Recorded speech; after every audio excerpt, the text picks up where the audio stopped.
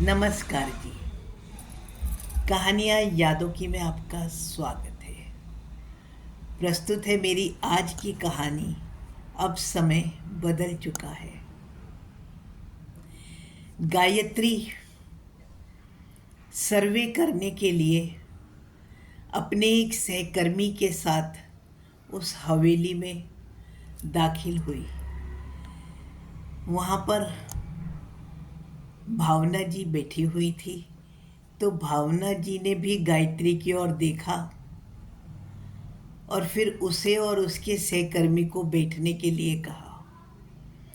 गायत्री ने दूर तक देखा तो उसे आंगन में जतिन बैठा हुआ ऊँघ रहा था, यह भी दिख गया।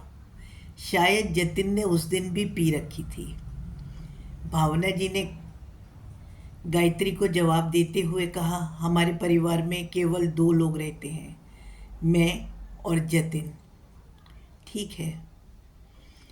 गायत्री अपने कागज़ों में जानकारियां लिखती रही। भावना जी पूरा सहयोग कर रही थी। फिर जब गायत्री उठने को हुई तो भावना जी ने कहा, रुको, मैं तुम्हारे लिए रस्सी लेकर आती हूँ। जी नहीं, हम चलें, आपका फार्म में भर चुकी हूँ। ऐसा कहकर गायत्री घर से बाहर निकल गई। गांव की यही हवेली थी जहाँ एक दिन वह दुल्हन बनकर आई थी। और यही भावना जी, इनकी आवाज़ कितनी जोशीली थी कि दूर दूर तक सब उनकी आवाज़ से ही डर जाते थे। नितिन और जतिन उनकी आंखों के तारे। बाबूजी की खेती की ज़मीन भी कोई कम तो नहीं थी, लेकिन घर के ये दोनों बिगड़े नवाब घर को बिगाड़ने में ही लगे रहते थे। बाबूजी को हुए कैंसर के कारण डॉक्टरों के पास पैसा पानी की जैसे बहता जा रहा था। उसके विवाह के कुछ महीनों के बाद ही बाबूजी की अस्पताल में मृत्यु हो गई थी, जिसका जिम्मेदार 100% गायत्री को ही माना गया। बाबूजी की बीमारी के कारण जो खेतों को बेचने का सिलसिला शुरू हुआ था, वह बाबूजी की मृत्युपरांत भी ना रुका। अब उनके दोनों बेटे स्वच्छंद होकर बाबूजी के पैसे को पानी की तरह उड़ा रहे थे। नई गाड़ी, नशे में धुत, कान में लीड लगाए नितिन जाने कहाँ से घर आ रहा था कि उसका बैलेंस बिगड़ा और वह ट्रक से जा टकराया। उसकी घटना स्थल पर ही मृत्यु का जिम्मेदार भी गायत्री को ही माना गया। पूरे 13 दिन शोक से भी ज्यादा गायत्री को मन से गालियां सुनाई गई। मायके से जब उसके माता पिता आए तो उन्होंने गांव के कुछ और लोगों के साथ मिलकर गायत्री की कम उम्र का वास्ता देते हुए भावना जी को गायत्री की शादी जतन से करने की विनती दी। लेकिन भावना जी ने किसी की एक नहीं सुनी और गायत्री को खूब खरी खोटी सुनाते हुए हमेशा के लिए उसके मायके भेजने की आज्ञा दे दी और साथ ही उनके मायके वालों को नसीहत भी कि अब गायत्री इस घर में कभी कदम भी ना रखे।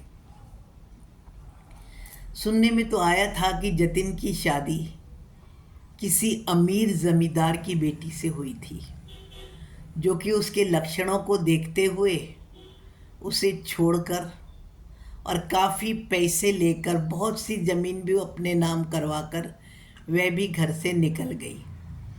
और जो रहे सहे पैसे थे वो उस लड़की के द्वारा डाले गए केस में ख़त्म हो गए थे। मायके आने के बाद गायत्री ने अपनी छुट्टी हुई पढ़ाई फिर से शुरू करी। 12वीं का प्राइवेट से इम्तिहान दिया और साथ ही साथ कंप्यूटर भी सीखना शुरू कर लिया। घर में अम्मा बाबूजी के सिवाय भाई भाभी भी रहते थे। भाई भाभी के ऊपर भार ना पड़े इसलिए गायत्री ने घर का भी काफ़ी काम संभाल लिया था। कंप्यूटर सीखकर थोड़ा बहुत उसी दुकान पर ही कंप्यूटर से टाइपिंग का काम भी कर देती थी। इस तरह से जो थोड़ी बहुत कमाई हो जाती थी वह उससे ही अपना खर्च निकालती थी और बहुत सी सरकारी और गैर सरकारी नौकरियों के फॉर्म भी भरती रहती थी। ऐसे ही उसे एक दिन ग्रामीण सहकारी समिति में क्लर्क की नौकरी मिल गई थी। वहाँ ही ग्रामीण बैंक में कार्यरत विनोद ने गायत्री के सामने शादी का प्रस्ताव रखा, जो कि गायत्री के माता पिता ने भी सहज स्वीकार कर लिया था। आज वह एक सुंदर से बेटे की माँ भी थी।